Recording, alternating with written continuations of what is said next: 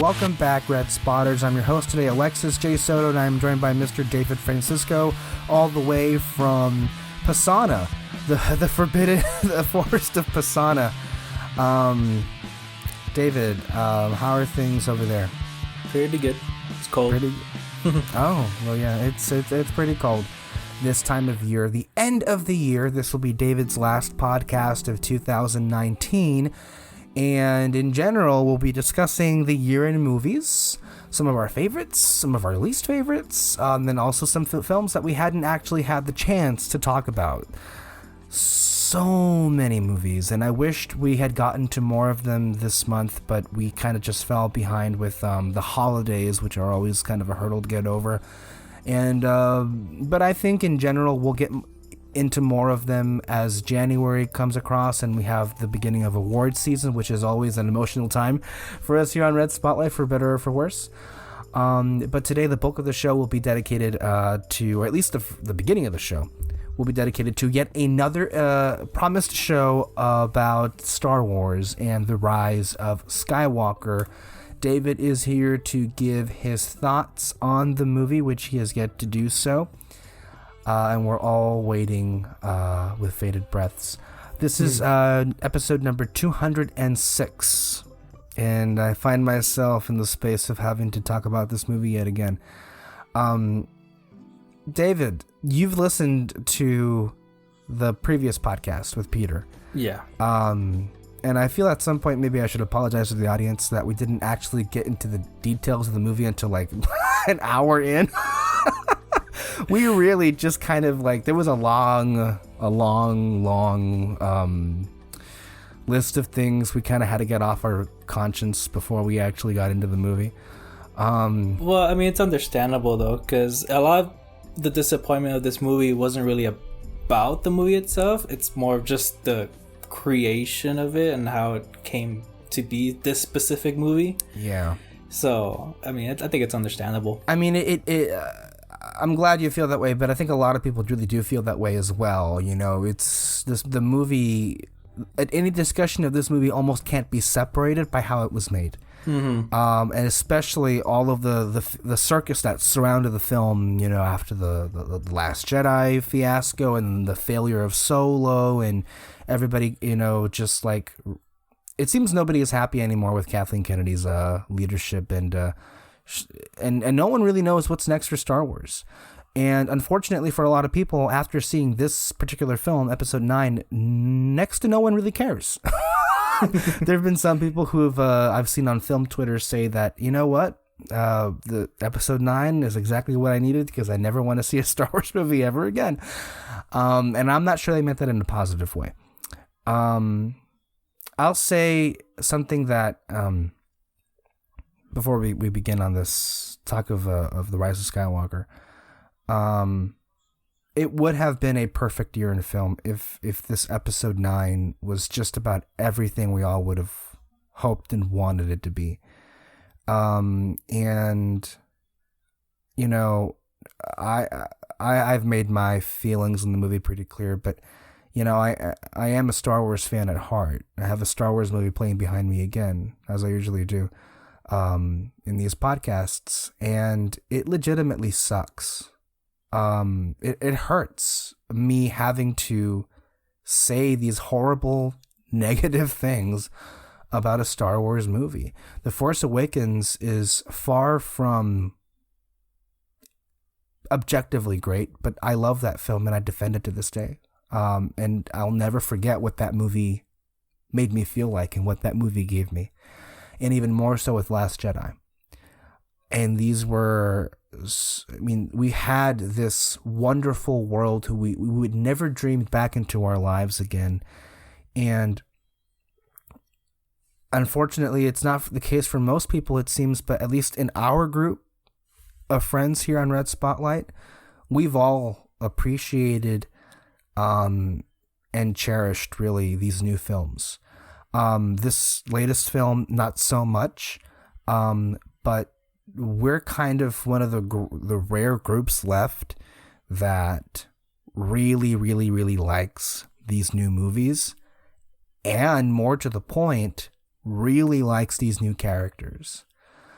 I don't know what that says about us. I don't know, maybe if we're all just a little bit young at heart, and that these movies still manage to speak to us, but it would have been just about perfect if episode 9, and I know it's not fair to compare it to this because of how similar they are in terms of what they're going for.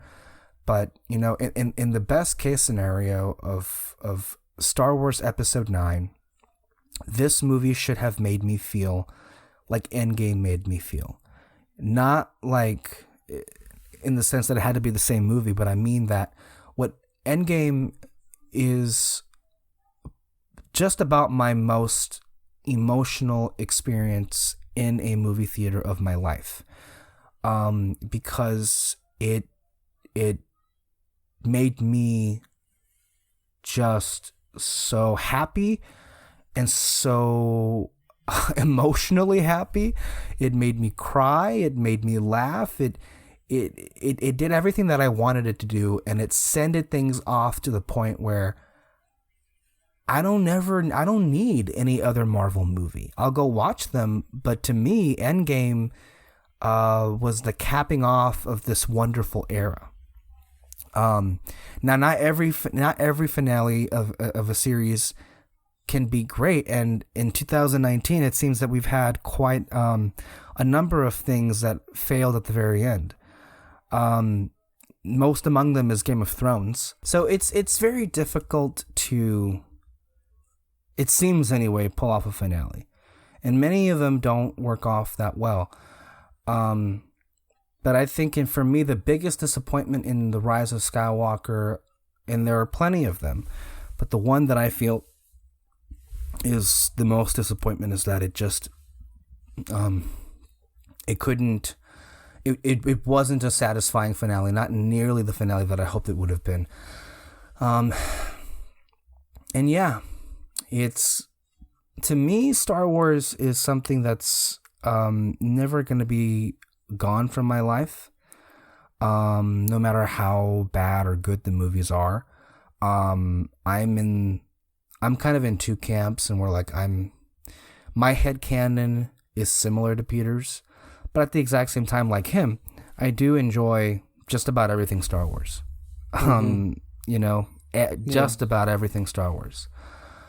Today I was watching a recap video of the 4 seasons of Star Wars Rebels, and it just reminded me of how much I really loved that series, unapologetically. You know, they were showing a reunion scene of Ahsoka and Rex, and I was just like, why am I fucking crying? Like, you know, it just brings back all of these feelings, and you think about all of the years of time that you've kind of invested yourself in this content, and that's never going to go away.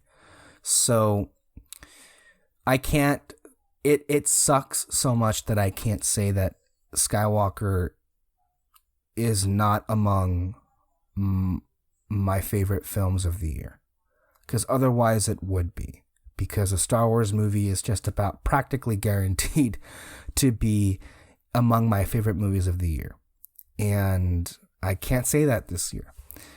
And it just feels weird. It just feels really weird to say that. So I'm not sure if that came across in the last podcast. Quite frankly, we talked way about a lot of things, so I can't even remember if we had time to do so. But the last podcast, we ran through the plot, as the movie did. But we actually kind of slowed down, for nuance and everything. So yeah, that's another long diatribe opening up this goddamn discussion. But I want to make sure that my feelings are, coming across in the way that they should. And also, one of the important things that we don't talk about enough is what you say, David. Everybody has their own version of Star Wars, their own definition of what Star Wars is to it. Because by its very nature, Star Wars, there are those that make it fit into this big long story. There are those that only like certain subsections of the story. Whatever it is, that's all you, and that's great. Celebrate what you love. That's kind of the point of all of this. And if you've liked this movie, as many people I think did, I feel ultimately liked this movie. I know I heard people in my screenings overall very happy. Some people that I noticed in the initial screening walk across like, wasn't that amazing? And then somebody else I heard like, my brother liked it very much. And so I think the important thing is, while in this moment there will be very negative things said about the movie, as we have, the one thing that I want people to keep in mind is, and it's so perfect, right? Because this movie is like a mirror of Return of the Jedi, but kind of like Return of the Jedi. This movie and all of this trilogy of Star Wars films, they will find their audience, and in a matter of 10 years, they're going to be looked back and looked at differently than they are right now. Right now, everything just looks like a big mess, right? Because of the what would appear to be disorganized leadership from Lucasfilm. And everybody's focusing on the politics and the business and the Hollywood and the yada, yada, yada. But everybody's forgetting one thing. They're forgetting this very important aspect. When George Lucas said that Star Wars is for 12-year-olds, he wasn't wrong. Because that's the audience that these movies work their best magic on. And I was about that age when I got into Star Wars. And I remember what Revenge of the Sith made me feel like, and what those prequel films made me feel like when I watched them for the very first time in a theater. They blew my mind. And I know that all of this esoteric discussions of what's good and what's wrong or what's bad with this movie means nothing to them. And in fact, I'm kind of jealous of them because they get to experience these movies without having to listen to all of these things going back and forth about, the quality of the film or this or that or that there. They get to enjoy it, and that's good for them, as what happened with the prequels. So I want people to keep that in mind, that while in the interim, I don't like this movie in totality. Again, we always leave the room in, as with movies, and I said this to Kyle, I think, in the Cats review. Movies by their own, I think their place in art, they never really are set in stone.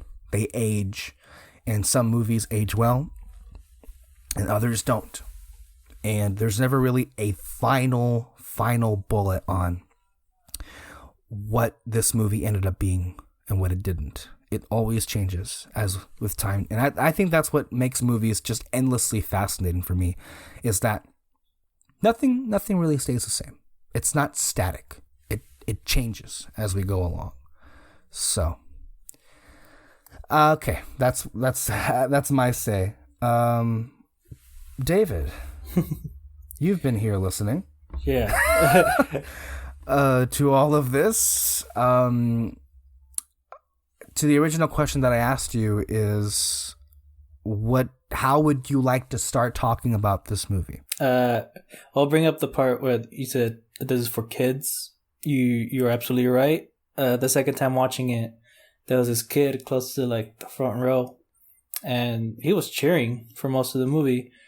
Like the Lucasfilm logo pops up, he's cheering. Rey pops up, cheering. The army comes out, they're cheering. And I kept looking at my sister, but we just kept smiling at each other, like, "Oh, he's enjoying this. That's so cool."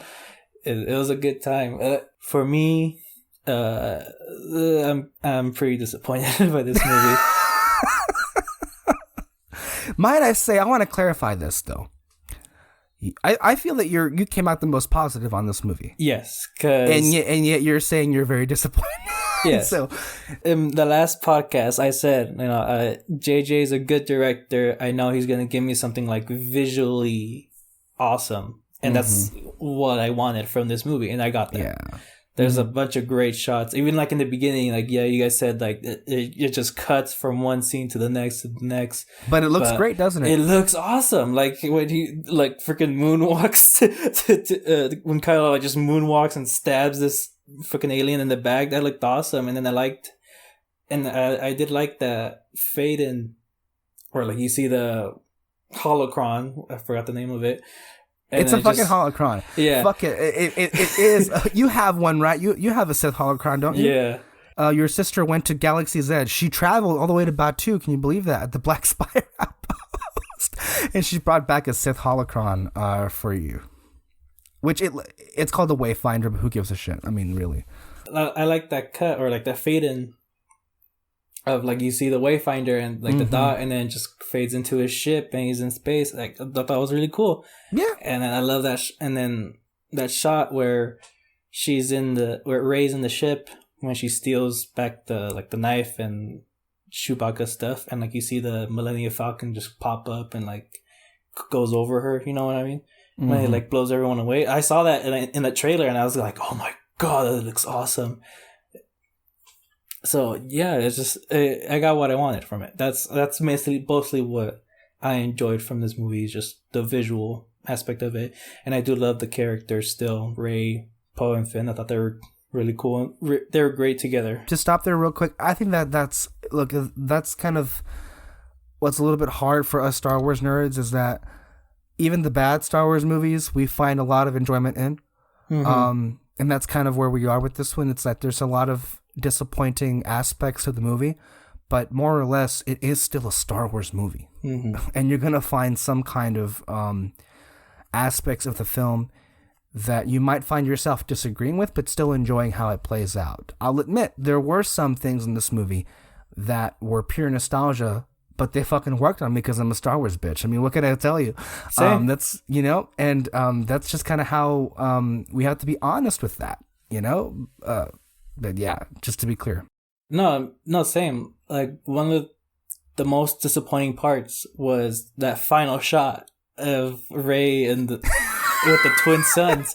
Like, again, like it hit, like it. I do like it. Again, it's visually cool, and the music, like I think that just hits everyone whenever you hear that song. The music, it looks cool, but like from a narrative perspective, it's really disappointing because yeah, I remember because before that scene, Rey saves the day, she dies, and then Kylo comes up and brings her back to life. In that moment, I was literally like, she should have stayed dead. and like, not to knock Rey. Right. Again, I like her, but I think she should have stayed dead because of that scene in the end. I think it would have hit me more if it was Ben in Tatooine.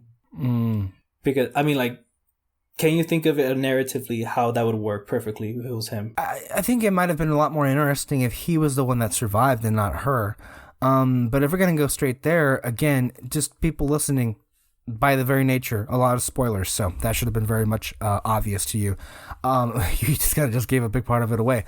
But there are a lot of questions, though. Like, I'm not comfortable with the idea, and I never really was, with Rey dying, because I think she is the main heroine of this trilogy. But I would rather... it didn't really make sense to me why she died. Other than the plot needed her to die so that Ben could sacrifice himself to resurrect her. But it didn't make any sense. Like, okay, so she was all of the Jedi and that killed her? I think she was already dying before that, before hearing the voices. I don't know, because to me, she was already looking like a bit pale. When because of the Force dyad thing, right? Because Palpatine sucked out a lot of their life out of them, and that also, again, it comes with a very unclear set of rules. So Palpatine stumbles on the idea of their Force dyad. He sucks out a lot of their life out of them, and he's rejuvenated. But does that mean that he essentially killed them? That they were going to die regardless of that? I think they were close to dying, but because Rey was like using a lot of her energy to like shoot back the lightning, it killed her.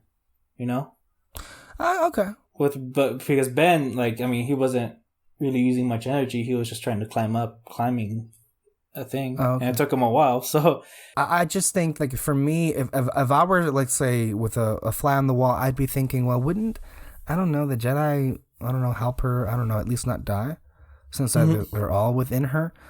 But okay, so with Ben, to me, I think an easy fix to how I would have liked this better is if he'd lived. Because even if he lives a redeemed Ben Solo, at the very least, there would have been an inkling of difference with his ending than Darth Vader's. Because Darth Vader's end was redemption, but sacrifice. And what would have made it a little bit different from Darth Vader's overall arc is that Ben gets to live. And he gets to redeem himself by living and by helping the galaxy. And to me, it probably would have worked better if it had been him and her that look at the sunset. And I think there was, a version of it that was in the leaks somewhere. By the way, there were many leaks. Many of them weren't true. Turns out most of them were true, from what we read. And the reshoots, I think they did change it, because the original way that this was going to end was that, when Palpatine throws Ben down a chasm, that was supposed to be the last we saw of Ben. Yep. At least, but yeah. Yeah. And then other things in that moment just don't really work. I mean, the Reylo kiss. Ugh. I know you probably hated it. Yep. I'm kind of indifferent on it because I never really, I was never a hardcore Reylo, nor was I a hardcore anti-Reylo, but whatever. That to me, that's like a drop in the bucket compared to all the other things that happen in this. But in that moment, I'm just thinking, okay, where the fuck did Ben know how to use the same ability that Rey used, the healing ability, to save him? And like I mentioned to Peter, my issue with that aspect of the Force, that this new ability, is not that you can heal minor issues, but when you start being able to save somebody to basically bring them back from the dead, I feel that starts to not feel like Star Wars, Mm-hmm. It almost feels like a Marvel comic superhero power at that point. To me anyway, when you're able to just bring somebody back from the dead, and in so many ways, that's one of the aspects why this movie was just so disappointing for me, because it's as if J.J. Abrams just doesn't understand, clearly does not understand the film that came beforehand. And one of the many themes that Rian Johnson did with his film is that the Force is not a superpower. Star Wars didn't have Marvel to compete with back in the prequels or in the originals. But a lot of people these days say that Marvel is like the new Star Wars, because that has captivated pop culture more so than Star Wars has these last few years, and they're right to that point. But I never found myself wanting Star Wars to compete with Marvel. I never thought that Star Wars should try and be Marvel, and in very unfortunate circumstances, I found that this movie in some ways veered too much into trying to do something cool versus doing something that made sense for the universe that you established. And so the irony about all of this is that people kept saying that The Last Jedi was this movie that messed with the universe or fucked with lore and doing all these things.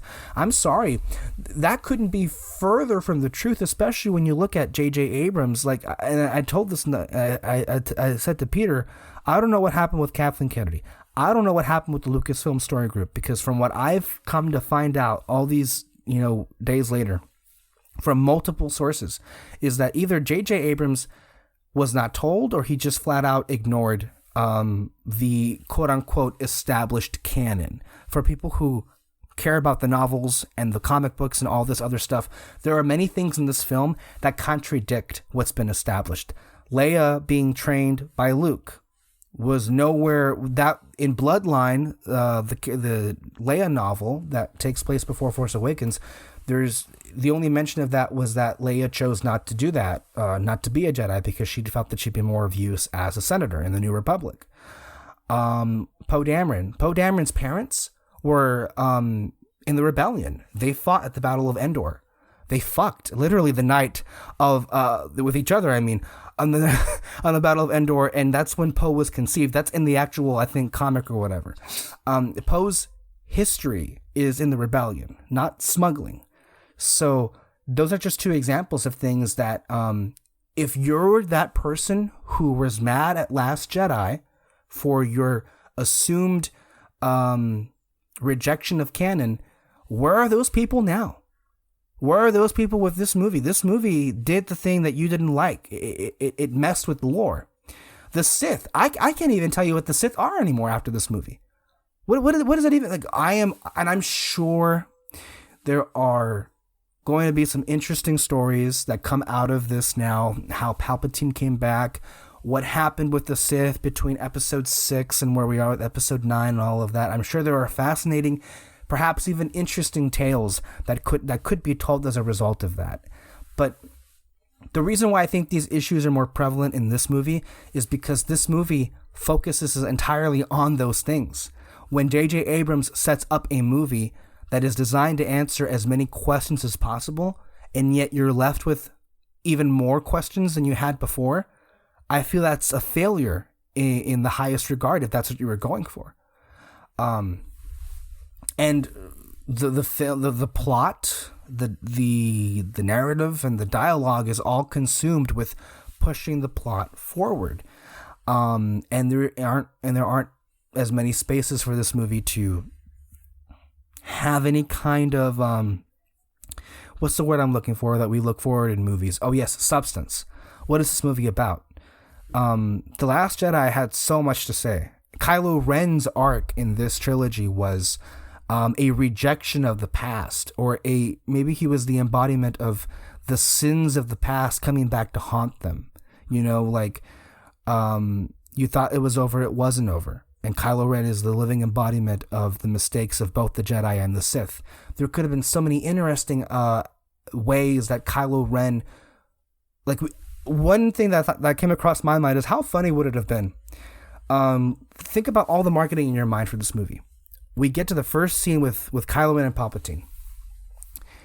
And that scene doesn't end with the Emperor smiling, but it ends with Kylo Ren stabbing and killing him. And then all the Sith pass into Kylo Ren. How funny would that have been? That would have been great. Wow, imagine that. Like, and then you set up Kylo Ren to be like the final gasp for the dark side of the Force in some way. The Sith would have ended with Palpatine. Maybe Kylo Ren and his Knights of Ren could have began a new era of dark side users that learned from the mistakes of the Sith. Again, something that I just thought of that just sounds really interesting and also would have subverted expectations. Imagine just people's reactions. They kill Palpatine off in the first fucking scene. And then you have Kylo Ren. And the thing is, I love that character so much. You know, Yeah. this movie especially made me appreciate Adam Driver's performance. Because even with a bad script, he makes the most out of it. Like, the differences in his character as Ben and Kylo, those are different fucking characters, and that's because of Adam Driver's fucking acting. We see it here in full force. Pun intended. But unfortunately, though, Kylo Ren and Ben Solo are one of the disappointing aspects in this movie is because the potential for him being the final guard of the dark side was robbed from us because they felt the need to bring back Emperor Palpatine, which, when you talk about Palpatine, he in and of himself is a source of many issues with this movie. So, okay, I kind of just laid it all out there. I want to leave the Rey Palpatine stuff for the end. Your response to anything I just said? Oh god, you mentioned that's a lot. I'm sorry, yeah. I said a lot. No, you mentioned one part. Kylo killing Palpatine in the beginning. That would have been even more similar to Endgame, right there. By the way, right? Oh, that's right. But this time the Emperor wouldn't come back. Yeah, he would have come back. It would have been all Kylo, and yeah, no, I agree with you. Like, I love Adam Driver's performance in this. Like, as much as I would have loved to see him as the full villain, him becoming Ben again, like, it was so much fun. and that's saying from someone like you who was never on board with the redemption arc of Ben Solo. Like, you wanted Kylo Ren to go out as Kylo Ren, not Ben Solo. Mm-hmm. So for you to say that you enjoyed Adam Driver's performance as Ben Solo is saying a lot. No, yeah, there was a lot of things. I wanted him to be the villain. I did not want Reylo. I didn't want Palpatine. Nobody asked for that. Literally, nobody asked for that. It didn't make any fucking sense. Like, you agree with me, right? That Palpatine and his presence in this movie brings everything down. Yeah, I guess. Like, it doesn't make sense on its own, but then every aspect about his story drags everything, just it sinks it in a lot of ways, because it affects Rey and it affects Kylo Ren. Oh God, it was so.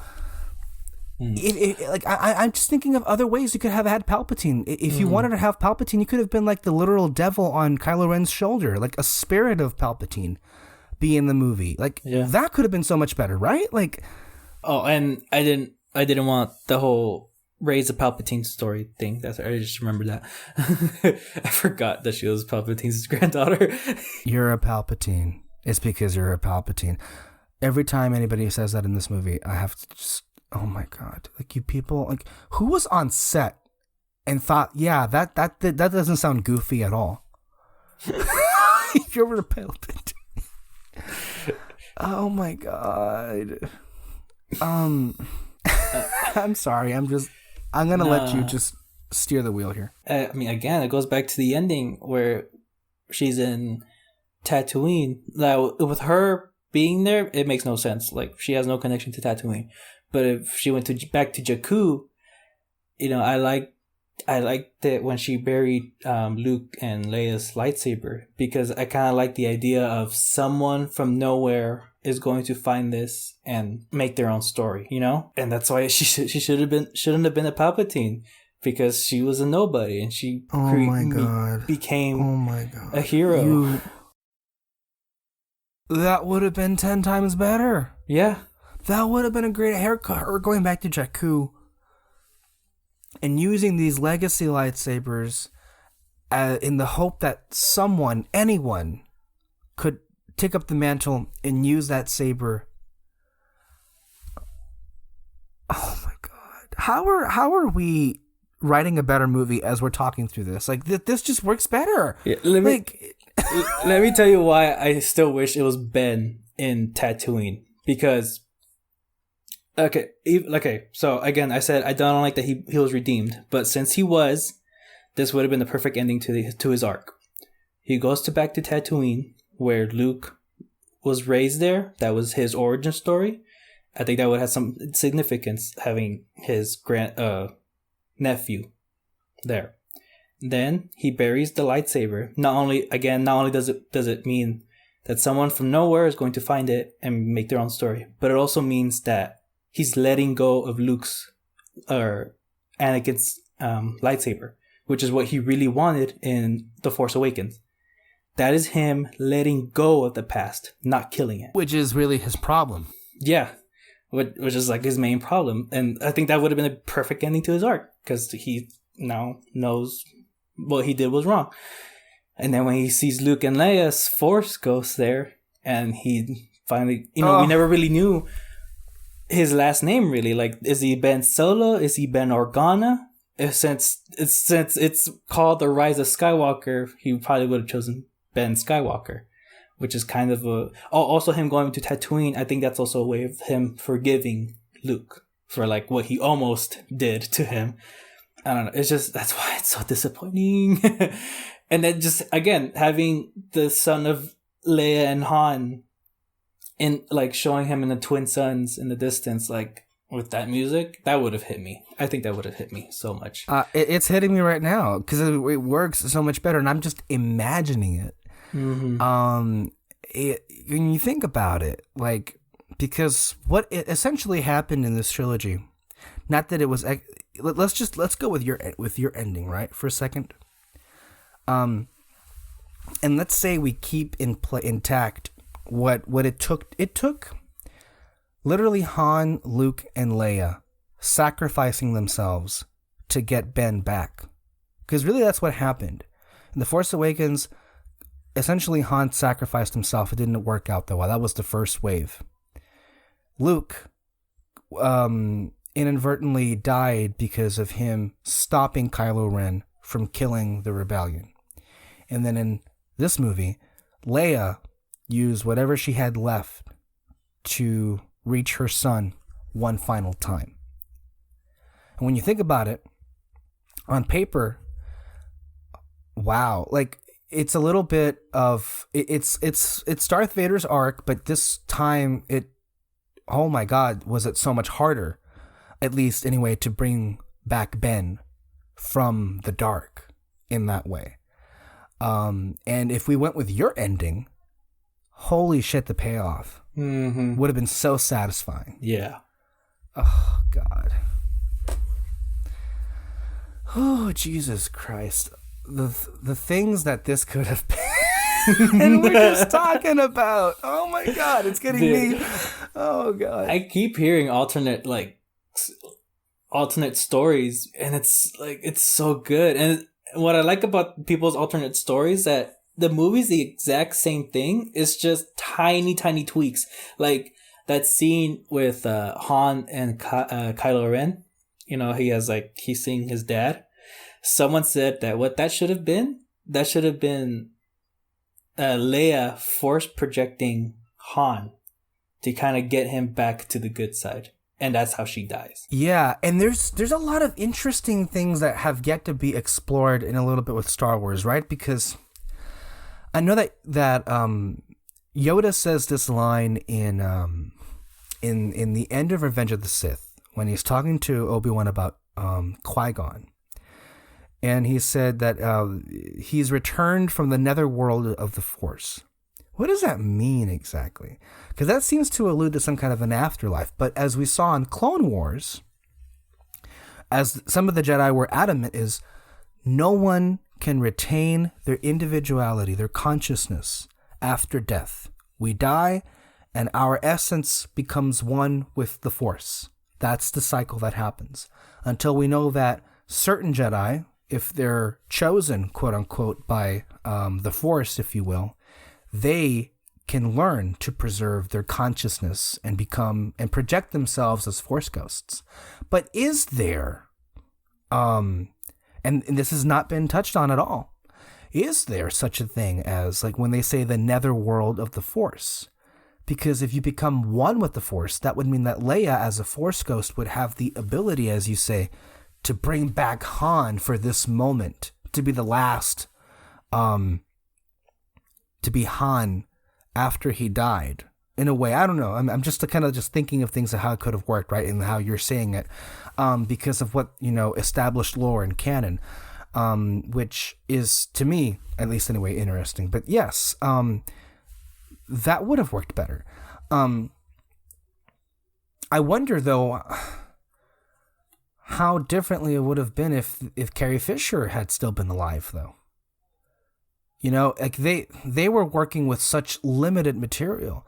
And one of the things that I thought to myself that maybe, and I know that Peter agreed with me, was, it would be really interesting, instead of, let's say that at the onset they were like, we just don't have enough material to do something meaningful with Leia. And we're going to begin the movie with her passing on. And while it's so disappointing to not have Carrie Fisher in a Star Wars movie, we are going to have a finale for the character of General Leia. Let's say they brought somebody like Dave Filoni to write and direct an animated Star Wars movie that takes place between Last Jedi and Rise of Skywalker. And that would have been General Leia's send-off. And if it's in animation, as we've seen with his shows, they can use so many characters and not worry about like who's there or not. And that would have been like the final send-off for Leia. And that could have been like something that sparks off the beginning of episode 9. I think that would have been the best way, considering the fact that Carrie Fisher just died. I don't know what else you can do. And just a little bit more nuance to add to that, because we didn't discuss this last time about Leia. I was just reading an interview with Chris Terrio. He was being pushed on why it was that Rose Tico was sidelined. And his excuse was, we didn't want to sideline her. In fact, there were a lot of scenes with her and Leia. Rose Tico's main thing in this movie was to be paired with Leia and whatever footage we had of Leia. But the problem is a lot of those scenes were not in the movie, he says this anyway, because the CGI just wasn't there. And they must have looked pretty terrible. I mean, the scenes with Leia, considering what they had and considering how I think they pulled it off pretty well. And I think what Peter says is right in that if you're a kid, we probably wouldn't be able to tell that those scenes were taken out of a different movie. They were taken out of deleted scenes and they were repurposed and repackaged. And as somebody who's a fan of film, that's fascinating to see how it is to even, present those scenes. But Leia is too important a character, but the sad reality is, while there are moments with her that you feel grateful to see Carrie Fisher again, the ending of her character was never going to be a satisfying one because of what they had. That being said, what they did use of Leia in this movie surprised me, and I actually liked it. Although, I mean, you can definitely tell how that kind of was like pushed in there and how it was taken out of The Force Awakens. I do like the aspect that she sacrificed herself to reach to Ben. I mean, in a better movie, it wouldn't have gone down that way, obviously.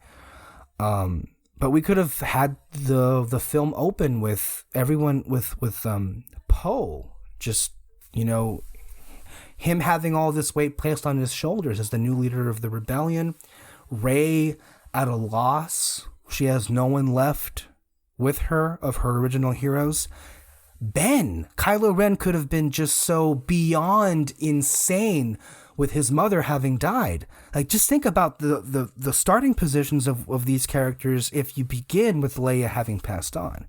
And it's vastly more interesting to me. Yeah, no, I agree. I even like before she died, Carrie Fisher, like I thought they should have killed her off in the beginning of this movie because damn. I mean, they did. I mean, Carrie Fisher's dead, so yeah. I'm sorry. I mean, she is. But you do realize though that there were quote unquote plans that Carrie Fisher would have had her biggest role in this movie. I didn't know that, but like I just thought maybe story wise it would have helped at least for the new characters because she dies, so now it's up to Poe. I mean, I agree again, it's up to Poe to lead the rebellion. And I really like that scene though when Poe sees Leia's body. And he's kind of like, I don't know what to do. And I love that line from Billy D. Williams where he's like, we didn't know either. Like, we were just a bunch of kids. And that also would have created a purpose for Lando Calrissian to have been in the movie. Yeah. Because in the absence of Leia, you have no one else really to be an advisor. And who better than General Calrissian to be that kind of... We could have had an interesting relationship with Lando and with Poe. Mm-hmm. It would have sparked Lando coming back into the rebellion. Mm-hmm. So many interesting things that we're just talking about here. Because Lando I had a big smile on my face seeing Billy D. Williams back in the role. I'm not gonna lie. And the charm and the essence of that character at 81 years old. He's still 81? There. I thought he was like 60 or 50 or something. No, he's at least 80 or 81. Yeah. Isn't that amazing? Dang. No, yeah. His scenes, again, small, but I liked it. He, like you just said, he's a charming guy, and I wish we would have gotten more. And it's like, unlike, and maybe this speaks more to Lando's character, but like, he didn't really change much in these 30 years. And some people don't change, but like, credit to Billy D. Williams, he stepped back into that character like he never left it. Yeah. That's how seamless it was. Mm-hmm. And damn, I wished we had more of him. Really, like, oh my God. So many issues, but yeah. Yeah. You were saying about Leia. So yeah, that would have been an interesting already alternative and a really great arc for Poe to begin the movie off with. Yeah. And I mean, and you guys were saying like it worked well. To me, it seemed a bit off. Leia? Yeah, her scenes in the movie. It worked well considering what they had and what they could do. Okay, It was off. I mean, you could see the seams, couldn't you? Like, this is clearly a stand-in and they use this here, and they're using a lot of extra B-roll of Leia here and there. Like, it was obvious. Mm-hmm. But, like, considering the number of disappointments in the movie, I'm not going to complain about that. I mean, at the very least, I got to see Carrie Fisher one last time. True. You know? That's something. It's worth something to me anyway. And the closest I got to feeling an emotion in this movie is seeing her her body just lying there. And Maz Kanata saying goodbye or good night, princess. That got to me the most because, like, I miss Carrie Fisher. You know? She should have you know, still been with us. That's just the sad reality of it. But yeah. And it's a big moment in Star Wars because when Carrie Fisher died, and Carrie Fisher and Princess Leia were like so entwined with each other as people, the character and the real person, that when she passed away, you know, she passed away in 2016. And 2016 was a pretty depressing fucking year for a lot of reasons. It had happened after the U.S. election and everybody here was fucking depressed. The whole world was depressed at the result of that. And her dying like a month after, like, it's like having hope die as a result of that. Because, you know, Leia at the end of Rogue One like says hope, and then like she passes away a few days later from that. It's so weird. And in a moment in Star Wars, a momentous occasion like Leia's death, you know, the best version of that should have been in a film, and her passing on would have been a crushing blow to the rebellion.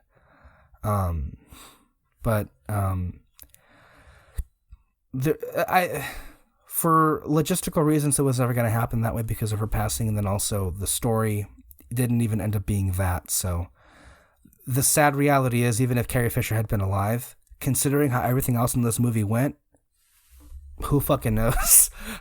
It would have gone down. That's just the reality. In an alternate universe, Rian Johnson directed this movie.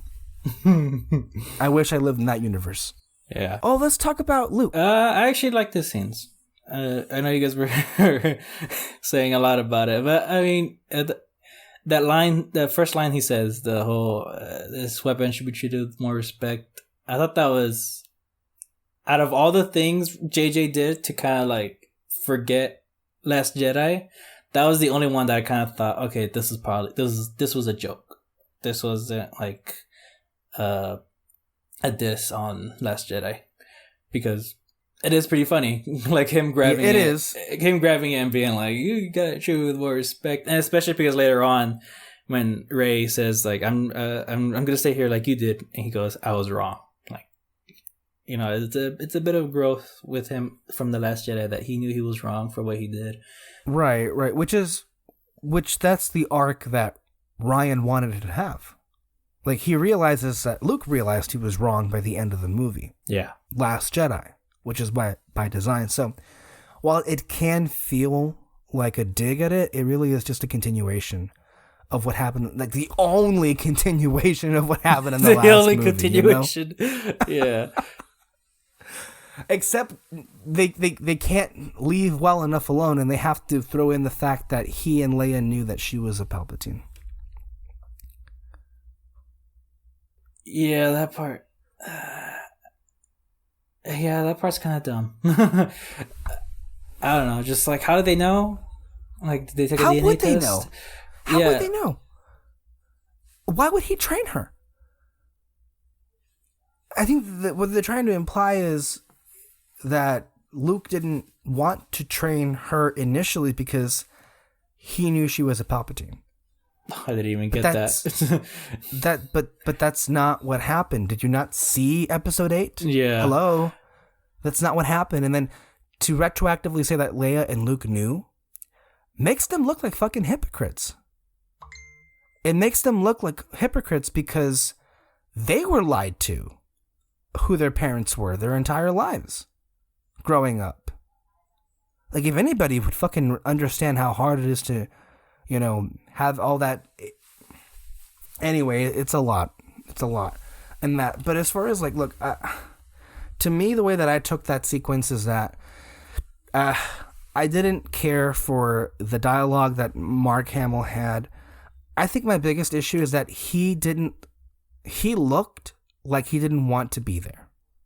It felt that way because him acting in this movie was just off. Like, he acted in a much more, in a better way in the last film than he did here. So it's very striking to see the difference between the two. And I can only assume that he really didn't want to be there, but he just took the paycheck or whatever. Or what could have happened is maybe he and Daisy Ridley were not in the same location. Because he was a Force ghost, and I don't know, maybe they could have had a stand-in there or something, but they could have, maybe he wasn't there with Daisy Ridley. Also, as Peter said, they had a mop on his head.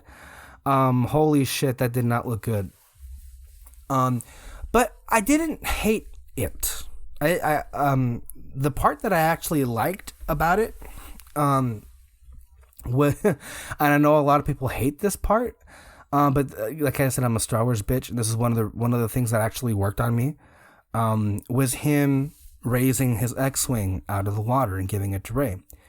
Yes, Doug, when you have Yoda's and the Force theme playing in the background, it's very much meant to echo, if not straight up rip off, what happened in Empire. But to me, considering where everything is going in this movie, that was one of the rare moments where I felt just absolute magic, because that's Star Wars coming full circle, right? That's Luke coming full circle. So I don't know, Kyle agrees with me, I actually liked that part. Mind you, many of the fan service things in this movie didn't really land with me, but that one little aspect of it did. So I think all of the fan service landed on me. Well, there's some that are just that I'm indifferent about. Like, okay, like little stuff, like them playing on the hollow chessboard in the beginning, or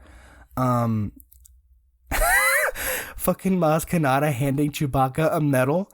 That's the only one that just went way over my head. Like, I thought it was just like, here's something from Leia, and I'm kind of like, oh, okay, that's sweet. But then I'm hearing like, he got a medal. I'm like, oh my god, are you kidding me?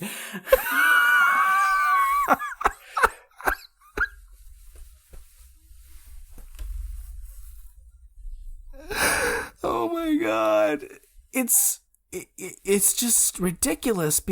And I know some fans really love that moment, but it's ridiculous because, again, if you're one of those canon junkies, they already gave Chewbacca that medal. He was given a medal retroactively, not in the movie, but afterwards he was given a medal. Also, I guess it was meant to like echo that, but like I don't think. And I noticed Maz didn't say Leia wanted you to have this, did she? Yeah, I think so. I don't know. I think she just said, this is for you. That's it. I don't. I think for me it would have worked better if, like, because Leia was holding on to that medal when she passed away, and I think it would have worked better if it, like, I saw it twice. I don't remember her saying. I know you saw it twice too. I don't remember her saying, Leia wanted you to have this. If that's the case, then I think that works a lot better. Because Leia passed on and Chewbacca had an emotional reaction, which actually got me emotionally reactive. Seeing him, respond to all of that. Yeah. Oof. That was tough to watch. But if in fact she did say, Leia wanted you to have this works better. Although I would have just rather have Maz Kanata smooch Chewbacca and just be this weird moment. Oh my god. Did you think that was going to happen? Because I thought that was going to happen. I didn't think so, but I said I wish that would have happened, because that would have gotten a more reaction out of me. Yeah. Oh my god, I was actually freaking out for like a second. And that would have been a payoff to, like, where's my boyfriend from The Force Awakens? Yeah. You see, that's how you do this. not give Chewie a nameless medal for like this here or that there. But yeah.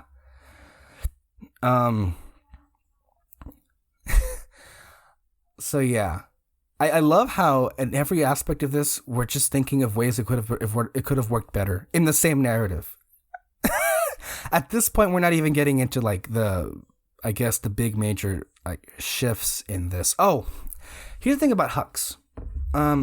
We didn't get to Hux in the last podcast.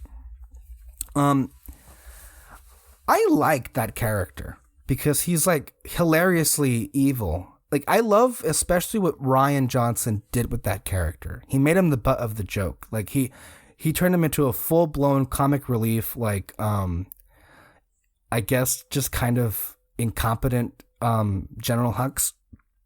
And the only part of that when Hux said, "I'm the spy," and then seeing Finn and Poe's reaction to that felt like Last Jedi. A little bit of that little snippet right there. Did you think some of the comedy parts JJ was really trying to go for like a Rian Johnson comedy? I don't know if that was just me like overthinking it. That moment definitely felt that way. But other moments, I don't know what he was trying to do, but it didn't necessarily land at all. Like, there was this cutaway scene, a really random. Well, there's a lot of random scenes, but a random and useless cutaway scene where they're back on the base and like Leia and Rose are there and they're like, this guy is giving them an update on the location of Rey and everybody else. And Leia's like, can you just be a little bit more positive? And then the guy was like, no, everything's okay. And then that didn't work at all. Like that's a lot of what JJ was trying to do here. And again, I guess I'm more forgiving considering it involved Leia there, but regardless of that, the only the humor that I think excelled in the movie was everything involving C-3PO. Yes, I love that.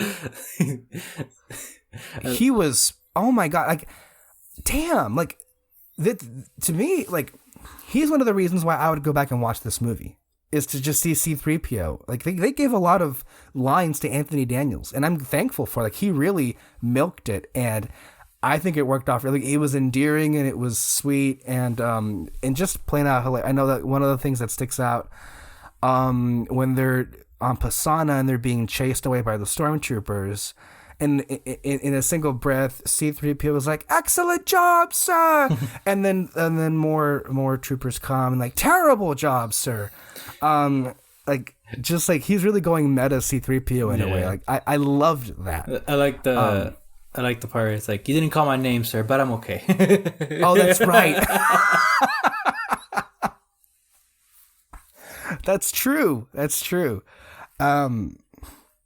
So as far as C-3PO is concerned, great. But okay. Fine. If you have to restore his memories at the end, fine. But what would have been really cool is if, as was speculated, was when they switch him over to the red eyes, when they wipe away his memory, how amazing would it have been for that section of the movie? He just turns into Rambo C-3PO. He takes the weapons and he starts fucking like killing stormtroopers and everything. And then having him be of use in when they go into the Star Destroyer to rescue Chewbacca. Like, how, like... And it wouldn't have lasted long, because when they got back to the planet, R2 would have backed up his memory, would have been all fine. But oh my god, what a crazy sequence that would be. But yeah, I think. Yeah, go ahead. I heard the idea of like that he would get his memories back from the Clone Wars, from like the prequel era.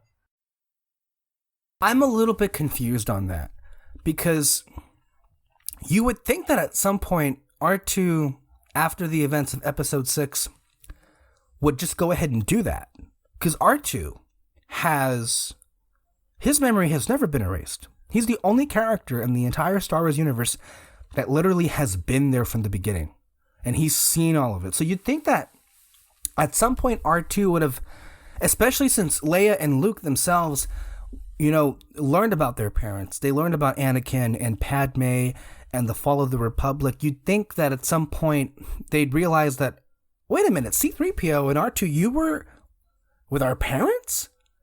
Like, you think at some point that would have been, like, established. So if that did in fact happen, then 3PO's memory should have been restored, right?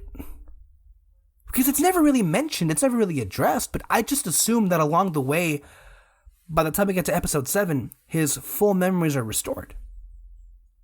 But I understand what you're saying, that it would have been interesting to see if there was a moment where he acknowledges an event from the prequels. Like, some person was saying, oh my god, did you know that Darth Vader created me? Like, they would have been like, I get that. Yeah, I think that would have been cool. Yeah, so as far as the humor with C-3PO, I think that landed. And then some other humor with a lot of the creatures. Babu Freak. Babu Freak. Oh my god. That's a classic Star Wars character. And it's just my god. Also, and I really wished he would have been in more of the movie. We mentioned him in the other podcast. Claude, the alien that's in the Millennium Falcon.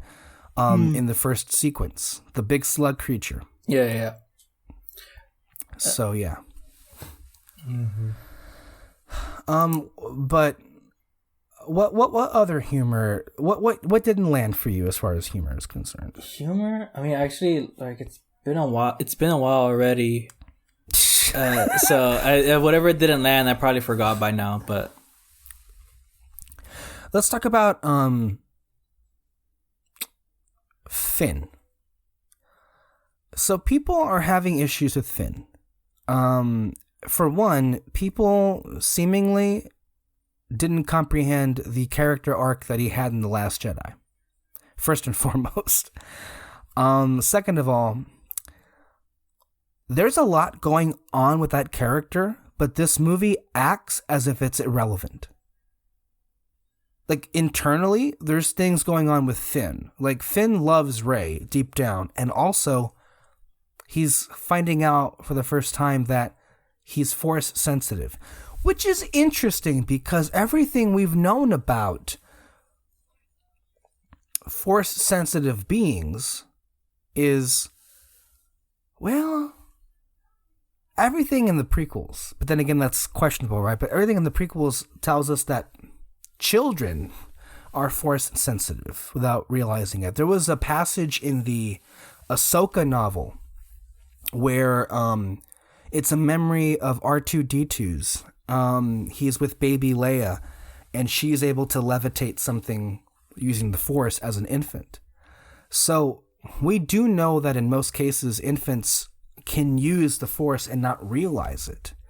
But in many cases, like Rey and Luke, they don't understand or know what that is, and maybe they might know deep down inside that they have something that in them that's different, but they don't know to communicate what exactly that is. They don't know the full potential of it. Exactly. So it's unexpected that Finn is a Force-sensitive being, but it's astounding to me how the movie treats it as if it's packaging. It takes certain moments to acknowledge that, yes, he's Force-sensitive, but then it's never addressed. And then when they're sinking in the cave, he says to Rey, I have something to tell you. We all assume he wants to say that you love her because when you think you're about to die, the one thing you want to tell somebody is how you feel about them. But then in the Q&A after the film, J.J. Abrams confirmed that at that moment, Finn wanted to tell Rey that he was Force sensitive because that matters when you're about to die. I thought it was going to be that he knew she was a Palpatine. Yeah, your sister told me that. And she was like, where the fuck did you get that from? Well, he did know after, I think, Dio, the droid Dio, told him, right? Or Dio told Finn toward, I think, the end of the second act, when Finn approaches Poe, that there was a scavenger girl from Jakku that Emperor Palpatine wanted to have been retrieved, and he deduced that it was Rey. But before that point, he had no fucking clue. Yeah, no, I just assumed that he did because like Leia knew, and I just assumed that she probably would have told him, and then he kind of wanted to tell her, you know, because since that's who they're going to face, it's something that she should probably know. So that's why I assumed, like, it could have been a pretty cool thing with the both of them. I don't know, but if it was that it was Force sensitive, though, why keep it a secret?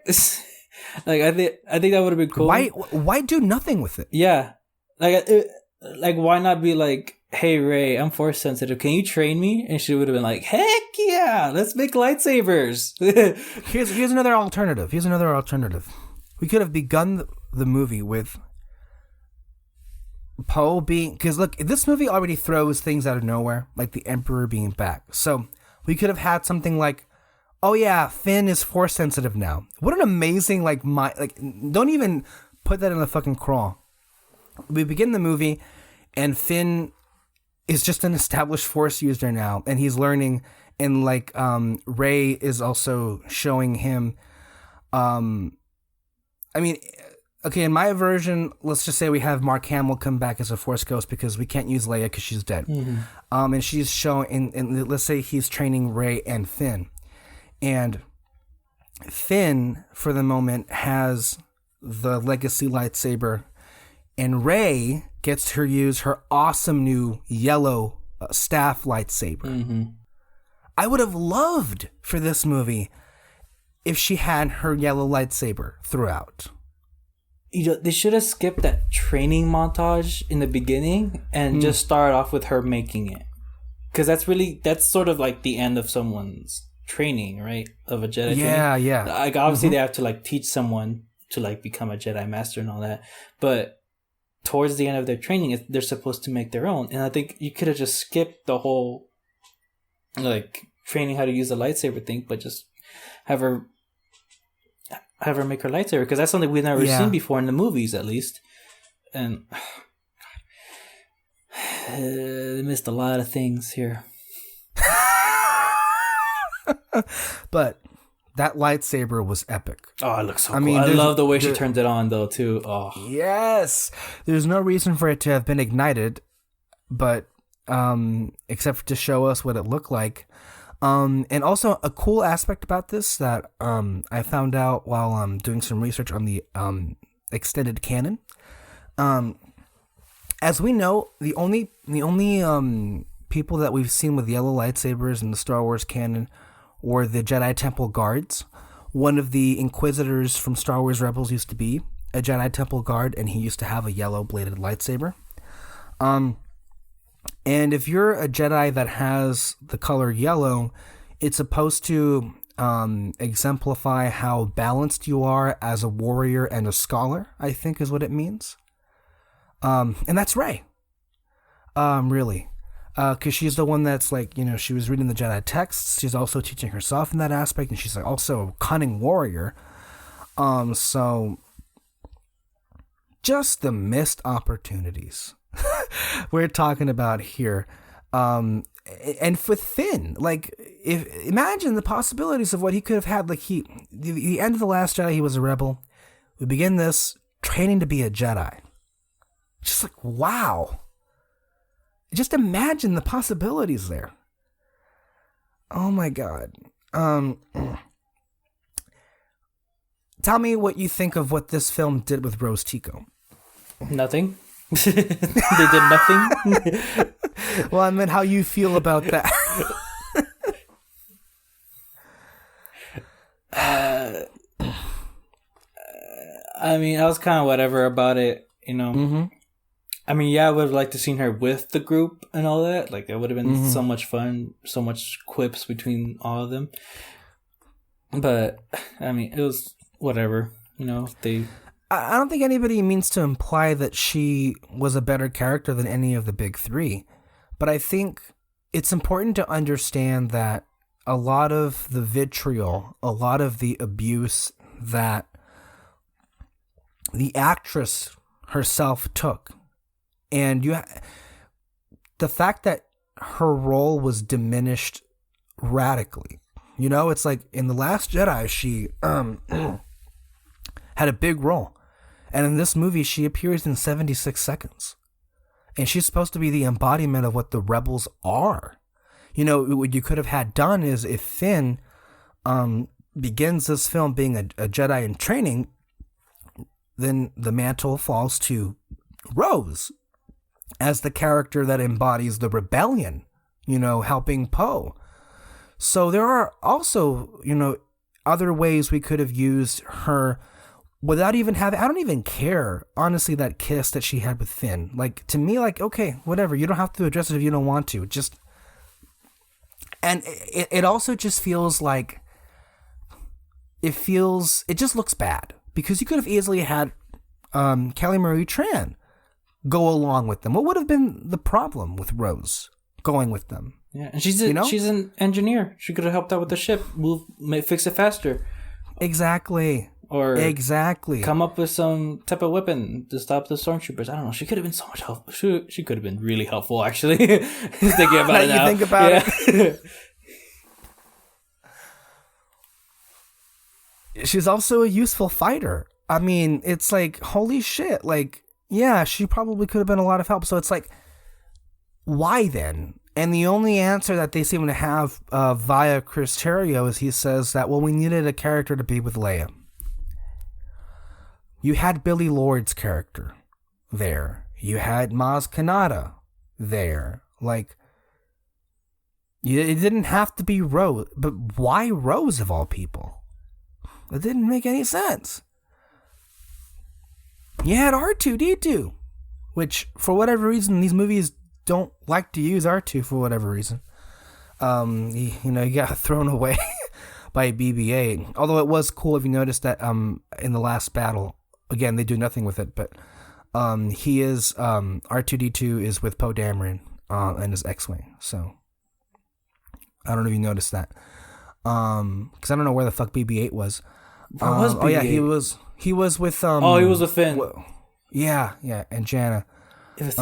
Yeah, I remember now. That's actually really cool. I really liked that when they were writing the thingies and then you see BB-8 just moving super fast right by them. To me, that was the most interesting part of that entire atmosphere sequence, because everything else just kind of was flushed down the toilet. Because as a Star Wars movie, you have the largest scale space, not space battle in the entire history of the franchise, and yet why does it feel like it was so small?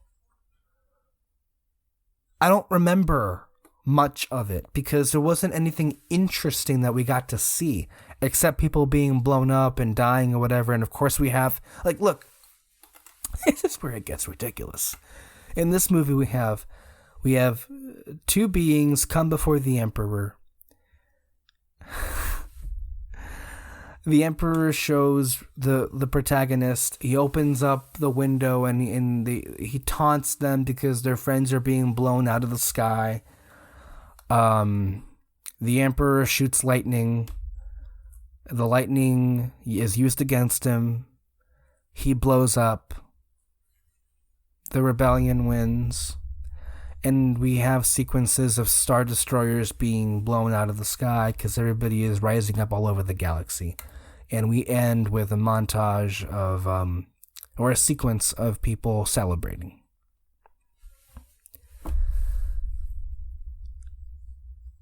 I just, that, did no one think to themselves, the people who made this movie, this is the same thing as Episode 6. This is the exact same thing as Episode 6. Kind of. Mostly the ending, actually. Everything else was, I thought it was kind of being its own.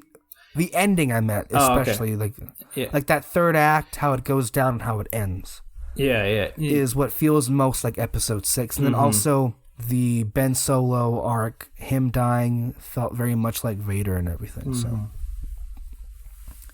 And then Peter is right. Like, oh yeah, we see Palpatine blow up, but we have no reason to believe that he's actually dead. Because we've seen him blow up before. To be fair, though, we didn't see a body in Episode 6. This time we saw it, and it's like, he turned to nothing, so... But that's a really interesting unanswered question, right? Mm-hmm. Are we really supposed to believe that the body that he has in this movie was the same body that fell down the Death Star. Yeah, that's true. It doesn't make any sense because he fell into the shaft and then it exploded. Like, how would he even have gotten off? Like, to me, there have been some people, and they might go down this road when they explore the canon. They could do something like, oh, he had a clone body and then he transferred his essence into it because apparently he can clone force-sensitive beings now because, oh yeah, Snoke. Snoke was an extremely powerful force wielder and he was a clone apparently. To be fair, there was a video game though, I think, a Star Wars video game of a clone that it was like incredibly force sensitive. Was it the Unleashed one? The Force Unleashed? Yeah. Was the Force Unleashed a sequel of it though? I don't know what it was. Did it feature the Sam Witwer? Oh, I don't know. But okay. Yeah, but no, I know one of those games, like it had like a guy who was a clone. He can use the Force and all that, and it was I liked the game. It was fun. Not a lot of people liked it though. But yeah, but I know like in one of the games, like this clone, he was able to pull like a Star Destroyer from the sky and like pull it down and everything. So yeah, I mean it is possible in the universe, but for the movie it's kind of like it seems kind of far-fetched, I guess. Yeah. Also, did you like the whole sequence with the ceremony, the everything with Rey and Palpatine and Ben, the whatever ceremony, sacrifice, her cutting him down, him shooting lightning up into the sky and affecting all those starships. What did you make about all of that? Did you like it? The sacrifice part of like her killing him and like becoming the Sith, that part was dumb. I don't care. Everything else, it made no sense. Yeah, it made no sense. Just because she has to kill him in the end either way, and I don't know. But everything else though, like I liked it. It was actually pretty fun for me. The space battle. Well, I'm glad you liked it. Yeah, the space. I did not like it. The space battle was fine. It was like then that part was kind of whatever, but like Ben and Rey fighting together side by side. I love that shot of like when they both had the lightsabers and like they raised it up at the same time towards their face. Like I thought that was an awesome shot and like that got me really excited. Yeah. And then like him shooting the lightning up into the sky and everything, like it just made me think of like anime when I saw that, and like it was fun for me to watch. Well, that's why you liked it. Yeah, but that's why I liked it. That's why I hated it. Because, but that's just look. Nothing against anime. I'm a big fan of anime too. Like, I mean, I grew up on One Piece and Dragon Ball and Pokemon and Digimon and I think Zatchbell and so many of them that I grew up with. I love anime, but that's not what Star Wars is. Yeah. That was my issue with it. Is that moment of Palpatine blasting super lightning up into the sky, is when I think of when Rian Johnson says the Force is not a superpower, and yet what do? That's a superpower, basically. Yeah. And then it's like, okay, so because you're just inviting these questions, right? So if Palpatine's lightning was so strong he could disable an entire fleet in the sky, but a pair of lightsabers was able to stop it? I know it's supposed to be that all the Jedi are in her, and that's like... Yeah, I just thought it's like some Force thing that like she's able to like control it. I don't know. But... yes, I agree. But visually, it doesn't track for me. Yeah. It didn't work, I feel anyway. I get it. Yeah. Yeah, and then... also, all those Sith cultists, what the fuck was that in the arena? I thought they were just those ghosts. I thought they were people. I thought they were ghosts. Okay. Yeah, and then what was it? Oh, the only disappointing part. It was just this small thing. So, in the trailer for Rise of Skywalker, you hear Luke say, "The Force will be with you," and you hear Leia say, "Always." Why wasn't that in the movie? Like, you had it right there. Oh, because Leia hadn't passed on yet. Because what happened was her body didn't dematerialize into a Force ghost until Ben did. So, like, whatever was... It's almost as if she transferred what was in her into Ben, and then when Ben died, so did she. That's why her voice wasn't featured, I think, in that sequence, but it should have been. Yeah, to that I say, who cares? That would have been so great for her to like get up right when Leia tells her. It also doesn't matter because apparently Dave Filoni tweeted the other day that in some like cryptic like drawing that Ahsoka is still alive during the events of this movie. But then you have to ask, where the fuck is she then if she's fucking alive? What the fuck is she doing? But like, that's the insinuation because her voice is heard in this, but then you've seen it, right? The painting? Or the drawing that he made? It's a drawing of Ahsoka Tano and Gandalf together, and Gandalf saying to Ahsoka, you know, people used to think I was dead too. Look how that turned out. Him kind of, you know how Filoni can be. Yeah. So he it's hilarious to me that he refuses to let Ahsoka die. And apparently if she was alive during the events of these new movies, she would be in her 70s. So she'd still be alive. Whatever that fucking means. But you're so right. Leia's voice should have been in that moment. But it also, again, it's like, but there are other voices that don't make sense why they're there. So you have Jedi from the Clone Wars like Adi Gallia, Ayla Secura, Luminara Unduli, Ki-Adi Mundi, and Mace Windu's voices are heard. Okay. They had Kanan Jarrus, Ahsoka Tano, Qui-Gon, Yoda, both of the Obi-Wans, and Luke. And Anakin, Hayden Christensen's voice. Do they have both Anakins? Or no, it's just Hayden. Oh. It's hilarious. Like, so we have Alec Guinness and Ewan McGregor's Obi-Wans, but we only have Hayden Christensen's Anakin. Mm-hmm. I heard a joke. It was funny. Someone asked the little kid that played Anakin, what's his name? Jake Lloyd. Jake Lloyd. Someone said, was Jake Lloyd there? Or like, did they get Jake Lloyd? And someone goes, the cops did.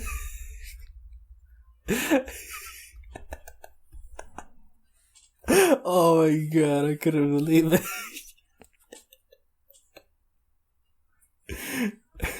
I don't know what to say.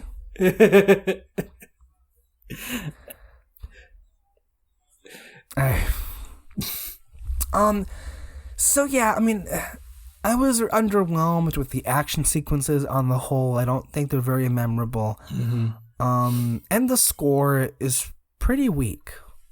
Weak in terms of there's not like the only new theme that John made in this is a Rise of Skywalker suite. And it's nice, but this, I think, I don't know, the score kind of was whatever for me on this movie. Mm-hmm. I wasn't feeling it as much. Yeah. But yeah, is there anything else you can say about this movie? Anything else you want to talk about? No, I don't think so. It was really just the ending that like really bothered me the most about this movie. Right. But yeah, I mean, again, I got a visually epic movie, but still really disappointed by how it came out. One thing I will say is if you want to hear more Skywalker talk, at some point in the new year, the Fantasy Fair is going to have their review of it with Kyle Lira and with Alexis Moreno, David's sister, and hopefully David will be there, I will be there, and Peter will be there. And that's scheduled to be the burial for the movie. Because we had the eulogy yesterday. This was the formal viewing, and the next episode will be the burial for the film and everything. So that's our talk for Skywalker on this show. Let's get into the rest of the year in movies. You said you had some films you want to discuss. Take it away, David. Yeah, just some new ones that I've seen. So short, I saw Jumanji: The Next Level. Okay. Better than the first one for sure. The first or the second one? Second. The first. Sorry. Oh, okay. I get confused by that. Yes, me too. Better than the second one. Definitely funnier. I had like a laugh out loud moment. Everyone in the audience did. Yeah, I mean, this is just like, it's just a fun movie. I think you'll probably like it if you thought the first one was okay or you liked the first one. You'll probably find this one better. I mean, it looks entertaining, right? Yeah, definitely. I thought the trailers were actually better than I thought they would be. It's really just fun seeing the actors do something different with each other, and yeah, that's pretty much all I can say. I saw Richard Jewell. Do you know that one? Did you? Yeah. Okay. My dad really wanted to see it, and okay, we saw it, and it was good. That's a Clint Eastwood, right? Directed the film. Mm-hmm. He directed it, and basically about this guy who found a bomb at an event, and people were thinking that he was the one that did it, but they were absolutely wrong. And it's just kind of like the whole process of it, like the investigation of it, some interrogations with him and all that. The whole news media being involved in it. It's not as well known today, but that was a pretty fucked up event that happened with Richard Jewell, about a bombing that happened, and then he was believed to have been the perpetrator, and then it ended up being not true. And of course, it's a movie about how fucked up the news media can be and how wrong they can get it, and how they can destroy lives. From what I gathered. Luckily, I probably shouldn't spoil that much. I mean, I guess if you can look it up, but no. But either way, though, like everyone's great in it. It was really, really interesting, and it was a good time. And then I saw Brittany runs a marathon. Huh. Yeah, I told you about this on one podcast. I don't know if you remember it. Yeah. I recall. But it's about this woman named Brittany. Her life's not going as well as she wants it to be. And to kind of like just get something right with her and like just kind of like accomplish something, she wants to run the New York City Marathon. And it really is just kind of like that struggle of wanting to be a better version of yourself, trying to make your life somewhat better. And it was pretty good. It was a funny movie. I liked every character in it, and I would say it portrayed that struggle pretty well. But it was just an okay movie, really. Yeah. Yeah, I think that's all I can really say about it. And then Dolomite Is My Name. I know you saw that one. Yeah. Did you like it? I really liked it. Yeah, same. I really liked it. Oh my god, it was hilarious to me. Go ahead. Yeah, actually, I didn't really laugh that much in this movie, which isn't like a knock to it. Like it was still really, really entertaining watching this whole movie. Yeah, but yeah, I just thought that was kind of weird for me that I didn't really laugh. No, I'm with you. I wasn't laughing for most of it. There were some laughs. It is a comedy, but it also is more than that, though. There's it's kind of like a dramedy in some ways. I wasn't really laughing as much because I got really invested in Eddie Murphy as Dolomite and everything. And then the whole I didn't really know much about the real world material that it's based on, so I was really fascinated by which direction it went into. I don't know. I ended up really liking the movie. It's one of my favorite movies of the year. And oh my God, Eddie Murphy was what a perfect casting of this character. I think he made the movie for me. Yeah. And made it a really enjoyable watch, I feel. Yeah. No, yeah, I really liked it. And it's on Netflix if you want to see it. Yes. Also on Netflix, Marriage Story. Oh, yeah. Yeah, that one. Oh, man. It's just great. What is it? Adam Driver, Scarlett Johansson. Great acting from both of them. Great story between them. And I don't know. I just really enjoyed like how much it delved into the whole process of someone's separation, and just kind of like how much it can really affect everyone else around them. And also I like the idea of them just kind of, I don't want to say victims. Well, the thing about this movie is that it probably should be called Divorce Story, not so much Marriage Story. Yeah. With it, directed by Noah Baumbach and starring Driver and Johansson. I fucking love this movie.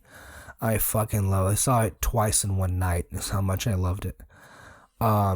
It was, I think I did anyway. I think, if not, I saw it like 2 days in a row. The performances are magnetic. Johansson has never been better. Driver has never been better. These two are a tour de force. In my view, they should be front runners in both of their fields in terms of acting at the Academy Awards. I feel anyway. It's an actor's showcase. But it also is, I feel, very real and raw and emotionally resonant. And just, you're watching a film with these two former lovers, friends who had a kid together, and just they want to, transition to a place where they're still in each other's lives, just not the same. But man, you just watch a lot of things just crumble and fall apart, and you see how these people are kind of coerced by these lawyer sharks into all of the mud that is being flinged back and forth. And I don't know. I mean, to me, it does what any good movie should do, in that it really gets you from the beginning, and you never really lose interest. I know that it started off with what I love about Charlie, or what I love about, yeah. I mean, I'm sure we'll say more about it when I do an official review with Peter, but this is easily one of my favorite films of the year. I think it's one of the best films, objectively speaking, of the year. And I honestly don't understand why people are getting so fucking triggered of it, unless you are someone who's been divorced. Then don't watch this movie. Then I don't know. Or maybe watch it. That's all I have to say. Probably relate to it, hit you harder. Who knows? But actually, one thing I kind of liked about this movie is the cinematography. A lot of it was just still shots, like just one placement. And what I liked about it, though, is that you see the characters just moving like around back and forward. And this is just me, but I think what they were trying to do is trying to get you with that feeling of like you're in there with them, of like just trying to like hear their conversation, or like hear what they're trying to say, almost as if you're there yourself, not really like trying to give you something visually stunning or anything like that. I agree with you. It was very atmospheric, and it felt like I was there with them. Yeah, that was like one of my favorite things about the movie. And then this one, I just saw it just a few hours ago. Little Women. Oh my god, I've been wanting to see that since I saw the trailer a few months ago. Mm-hmm. I'm a big fan of Greta Gerwig. I loved her work in Lady Bird. Mm-hmm. I'm also a big fan of Timothée Chalamet and Saoirse Ronan and Laura Dern and Meryl Streep and practically everybody who's in this movie. Oh my god! So I was just, it just looked so delightful, you know, and inspiring in some ways. So I don't really know the history of Little Women because there have been other adaptations of this story, but it's Greta Gerwig, and I really wanted to see this, and I'm happy you loved it. It's one of my favorite movies of the year, dude. Oh my god! Like everyone, the whole cast is just amazing, and they play so well with each other. Also, Florence Pugh. She's in this, Florence Pugh. I want to see every movie she's on. She's an awesome actress. You saw Midsommar, right? Yeah, I saw it. That was the first one I saw of her. And I think, if I'm not mistaken, she's in Black Widow next year. She's going to be in Black Widow. She was in Fighting with My Family. I think that's what it's called. I don't know. Really? Yeah, I didn't know that. I didn't know that either. Yeah, but damn. I saw it, and I really want to watch that now because of her. But, yeah. But, I mean, again, Florence Pugh was one of my favorite actresses, but there was really like no standout performance in this whole entire movie. Like everyone, it was an ensemble. It was an ensemble cast that wow. It was just awesome. And the story's just great. It's just sisters wanting to do stuff with their own lives, but like kind of end up separating themselves, and it's just a really great story. Oh my god. You watch it. Forget cats. Yeah. Forget absolutely whatever the movie. Wait, forget cats. Wait, what'd you say? Forget cats. Forget every other movie. Just watch this one. Well, I mean, I don't think anybody needs to be told twice to forget cats. Have you seen? That's the only movie right now that's not making any money at the cinema. Like Cats is a full-blown disaster. Not that it ever was going to be, a big money maker, because I don't think anybody gives a shit about cats or musicals these days, but that's that. But Little Women, yeah, it looked great. I'm happy you liked it. To me, it's looking to be a lot better than Lady Bird, and I really like Lady Bird. And for whatever reason, the critics groups have been kind of ignoring the movie. I don't get it. I don't fucking get it. In favor of other things like Bombshell or 1917 or whatever, and it's like, whatever. Like, to me, Little Women looks like one of the best films of the year. And that's saying something, because there have been a lot of good movies. So I'm excited to see it. Recently, this weekend, I saw other films, Uncut Gems and Judy. Judy is the biopic on Judy Garland. And it focuses on like the last few years or months of her life. I didn't know anything about this. It's supposed to be Judy Garland really struggling to make a living and to provide for her children. She's homeless, and so she has to go to tour in London to make money for her children. And it's really the story of the star who's just always crumbled and struggled to take care of herself because of the pressures that she faced as a teenager in the 30s. So it's a sad certain set of events, but the film is entertaining. It's enjoyable. It's your standard by the numbers biopic. It doesn't really do anything new or interesting, so it can feel vanilla and generic. But if you're a fan of Judy Garland, and if you want to hear her sing, and Renee Zellweger is great as Judy, so I think it'll be just fine. And I think the movie is worth watching for her, but at the same time, it's not anything exciting. Uncut Gems is the most exciting thing Adam Sandler has done maybe ever, and I still didn't like it. Yeah, I'm gonna take the heat on this one. Like, a lot of people are raving about this film.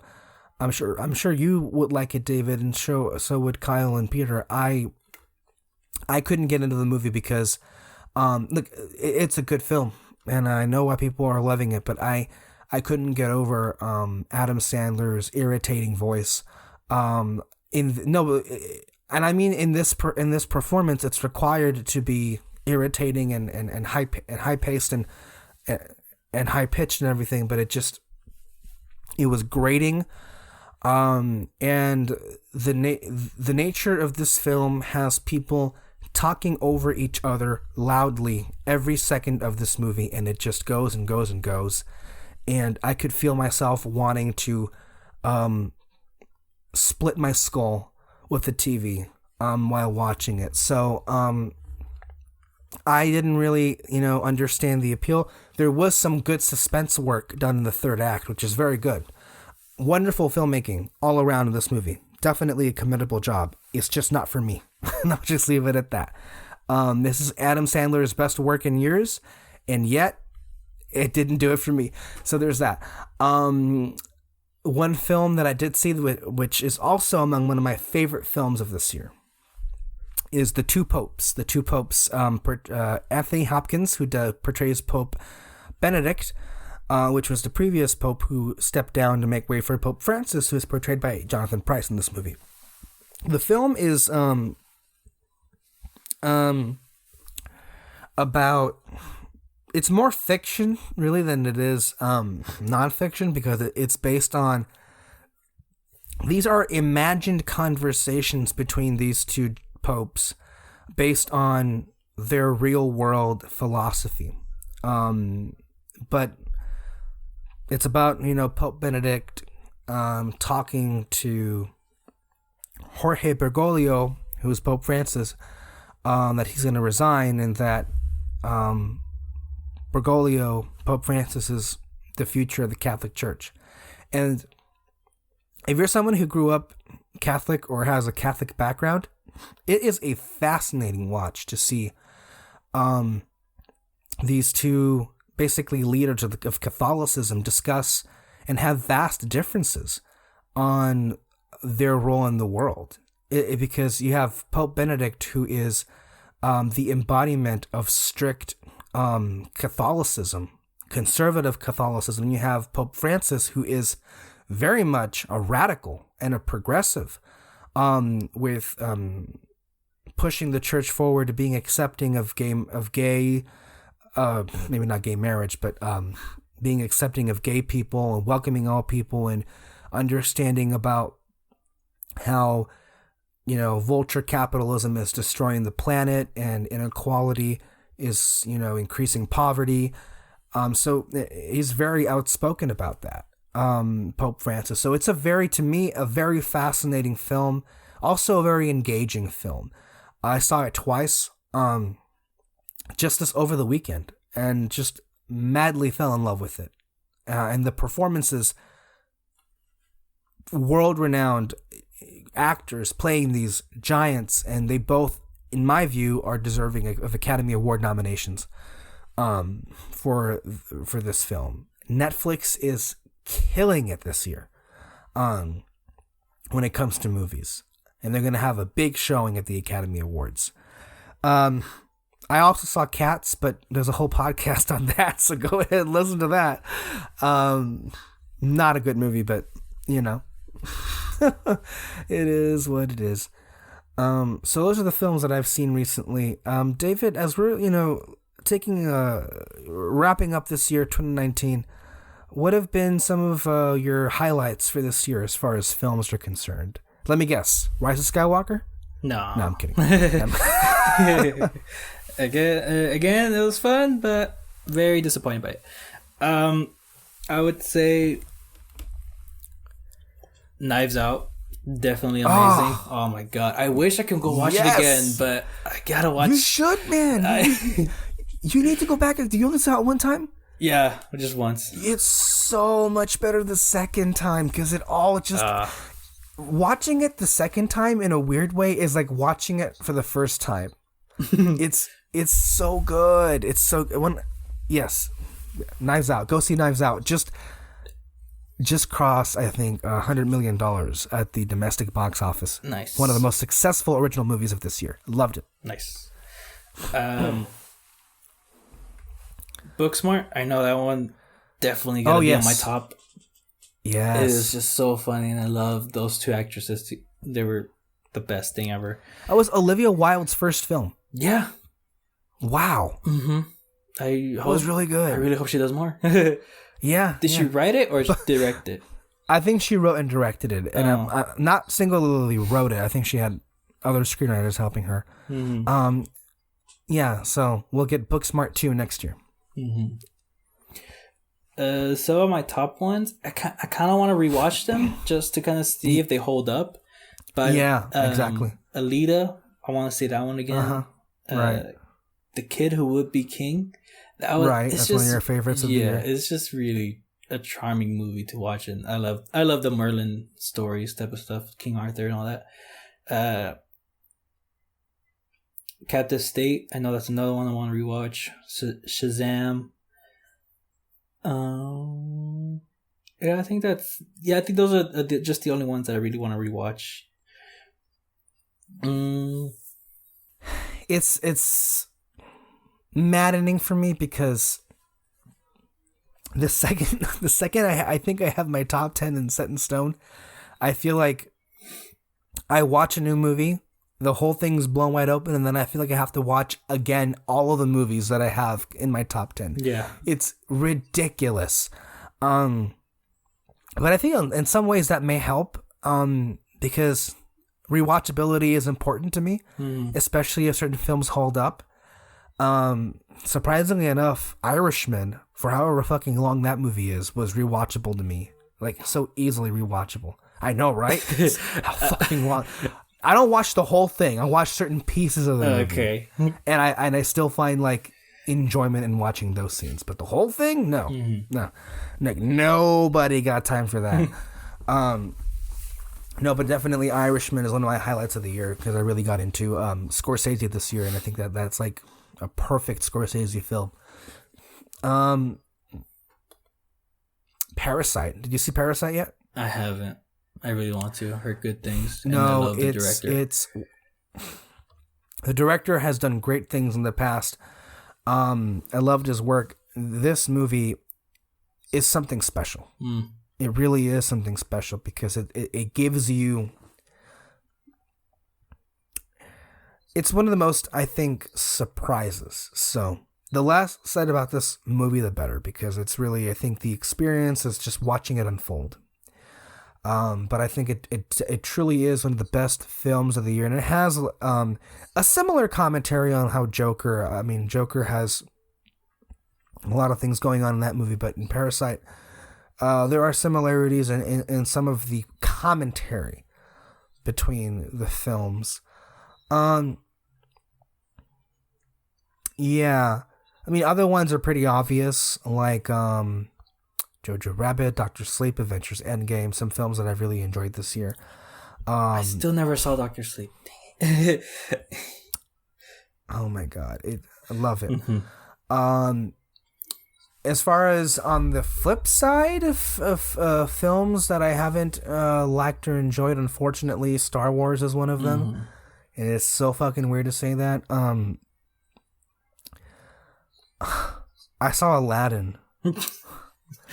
What the fuck? I don't even know why anymore. I saw it just to like... I was working one day, went to the doctor's office, was diagnosed with bronchitis, and I thought, let's put on Aladdin. The first half an hour, I struggled to stay awake. Oh my god, it was like holy shit, like, am I watching a movie or falling asleep here? Like, oh my god, it's god, we've had too many discussions on this. It didn't need to be made. It was useless and pathetic, and oh my god. It was better than Lion King, but I'm not sure that's saying much. The Lion King is, to me, the worst movie of the year, and it may be, I think, the movie I hate most of the 2010s. Yeah. I don't know what I can say about that, but there's that. Worst movie of the year for me, well, worst movie ever, is The Dead Don't Die. Oh, that's right. Oh my god. You really hated that movie. Dude, this movie has nothing. Like, oh my god, it breaks me every time I think about it and talking about it now. Just yeah. Another disappointing one. I guess It, Chapter 2. That was so disappointing. Yeah. Oh my god, what a letdown that was. Because the first movie is so good. Yeah. It is so good. And then, like, you see this one and it's like, okay. I know you like this movie a lot, and I did go back and see it again. And I was like, yep, hate it. Joker. Really? No. It was even worse the second time because at least the first time I was interested. I was just bored watching it again. I was bored. And I was like, okay. I am like alone because I know everybody I talked to really liked this movie. And I know you really liked it. And I'm happy for you guys. But like this movie does not work on me on any level. And I went back and watched it again. Like there were some movies that I didn't like the first time that I went back to watch to give it another try. Joker was one of them. Cared for it even less after seeing it. Ad Astra, which is technically a great movie. Didn't care for it the first time. I tried watching it again. Not even 10 seconds. The first like shot happens and I'm like, I shut off my laptop and I'm like, no, I'm good. I don't need to see this again. So like I really do, to watch movies that I didn't care for the first time and give it a second chance. I really do. That didn't happen at all. In my case for me. There were some surprises this year though, like movies that I wasn't expecting to enjoy. That I actually really liked. I don't know if you saw this. We talked about this last time. Good Boys, the Universal movie with Jacob Tremblay, the little kids, little tweens. It was produced by Seth Rogen. It was so good. Like it felt like authentically real in a way. Like, you know, it was funny even, and endearing, crude, vulgar, mind you, but very good. Yeah. That was a surprise this year. Another one was Ready or Not.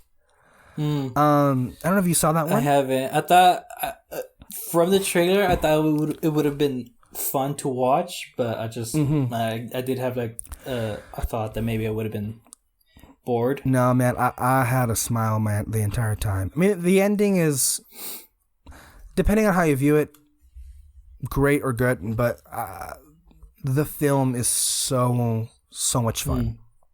Definitely worth a watch, and that was a legitimate surprise.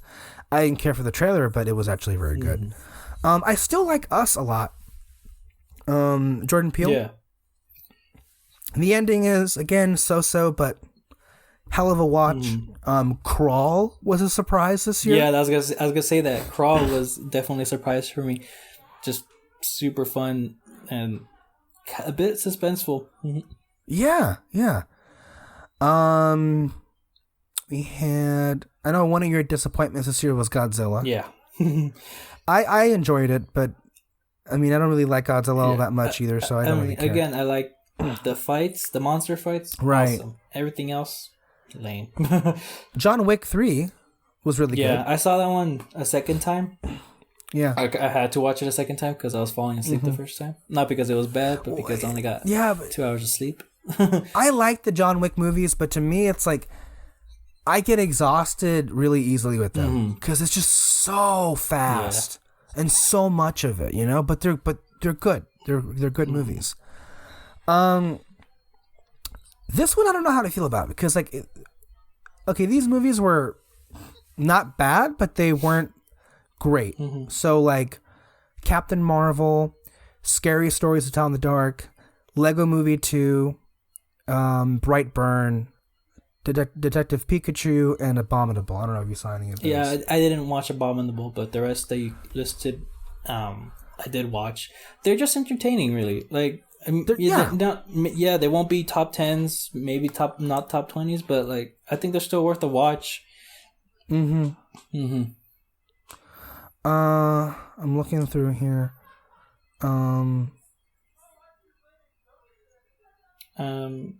Overall, very, very, a lot of the movies you listed off. So yeah, I mean, I liked a lot of the animated movies. I liked Klaus. I liked Toy Story 4. I liked Frozen 2. I liked How to Train Your Dragon. Yeah. I liked Lego Movie. I liked even Abominables. Like, even from the top to the bottom, most of the animated movies that I've seen this year really worked for me. So yeah, and then these two Netflix, El Camino. That one was very entertaining. Yes. Wait, did you see Breaking Bad? Yeah, I watched Breaking Bad. Okay. I mean, I feel you should. Yeah, see El Camino. And then I Am Mother. That's another Netflix movie. I Am Mother. Yeah. I never heard of it. Okay. That one's really cool. It's like pretty much the whole human race is pretty much dead, and this robot is raising like one of the only human beings there, and it's really cool. It's kind of like crazy sci-fi stuff, kind of. Also, a shout out for some romantic / just comedies like Late Night, Always Be My Maybe, Long Shot. There was another one in there somewhere. But yeah, good year for comedies as well. Just really, I think it's a genuinely good year for movies, and all kinds of movies. Even the horror movies like Midsommar, I enjoyed. Doctor Sleep, I loved. Ready or Not, as I mentioned, Crawl counts in a way. So yeah, I mean, I guess if there was a genre that was lacking this year, I guess it was the superheroes. I mean, I liked the MCU movies, because I'm contractually obligated to. Warner Brothers, I'm telling you, I don't care for Joker, but I really liked Shazam. What was it? I didn't bother seeing Dark Phoenix or Hellboy. You liked Dark Phoenix, right? Did you consider that still a disappointment? Yeah, it was still a disappointment. It was okay. I mean, it was really just the actors that kind of like, they did their best in this, and that's what kind of made me enjoy it a bit. You know what? Can you do me a favor? Just if you have your list out, can you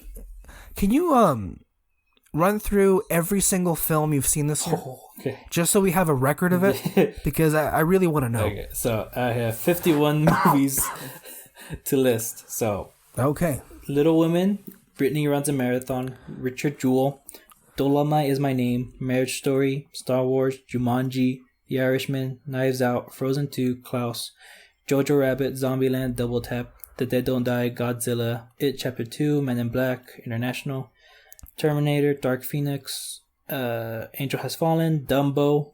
You probably forgot about that one. Black and Blue. Black and Blue, Lion King, 2019. Captain Marvel, Fast and Furious. That was actually pretty cool. The Hobbs and Shaw movie. The Hobbs and Shaw one. Scary Stories to Tell in the Dark, Spider-Man Far From Home, Brightburn. You never saw that one, huh? No, I did. You did? Oh, yeah. That was pretty cool. It was good. Yeah. Aladdin, Toy Story 4, Late Night, Crawl, Stuber, The Highwayman. That's another Netflix movie. That's actually pretty cool. Oh, it's about the people who caught oh my god. Oh, hold on, let me look it up. Sorry. Bonnie and it's the two people that caught Bonnie and Clyde. That's about that. Oh, yeah. Okay. So Midsommar. Sorry, hold on. I Am Mother, El Camino, Once Upon a Time in Hollywood. I don't know if I want to put that in my top 10. That's like, I really, really liked it, but... I went back and saw it again. Liked it. It is near the top because I love... I don't know how rewatchable it is because it is very atmospheric. I feel like maybe you have to be in a mood to see it. Yeah. But it was a movie that was initially in my top 5. But at the moment it's like teetering on whether or not it'll be top 10 or not. but I liked it a lot. Yeah. I have the poster. I thought it was a very good film. Yeah. If anything, if you're ever on a long trip, listen to the soundtrack. It is awesome to listen to. Yeah. Oh my god. Yeah. Yeah. Rocket Man, Detective Pikachu, Lego Movie 2, Shazam, Us. Oh yeah, Rocket Man. I enjoyed. I'm sorry. Yeah. I really enjoyed Rocket Man. Yeah, no, I like that one too. Again, still like not sure if I want it in my top 10 actually, but Yeah. John Wick Chapter 3, Captive State, The Kid Who Would Be King, How to Train Your Dragon 3, Alita Battle Angel, Booksmart, Avengers Endgame, and Joker. Yeah. Yeah, those are all the movies I've seen. I still got a lot to watch. Oh my god. Yeah. So, this is going to serve as like an end of the year discussion on 2019, but as listeners know, we never ever get to have a top 10 of the year because we are not well financed, obviously, so we have to, go out of our way to see certain movies. So I suspect end of January, early February, by the time the Oscars get here, we will have our top 10 lists in our show. And that also extends to you and your sister as well, if you want to, tabulate your lists with more movies. Yeah. It's a lot to do so. But in any case, if nothing else you have left to say, I'm going to go ahead and close out the show. Okay. All right. Well, thank you all for listening to this podcast. We have, I think, at least one more left for you in 2019.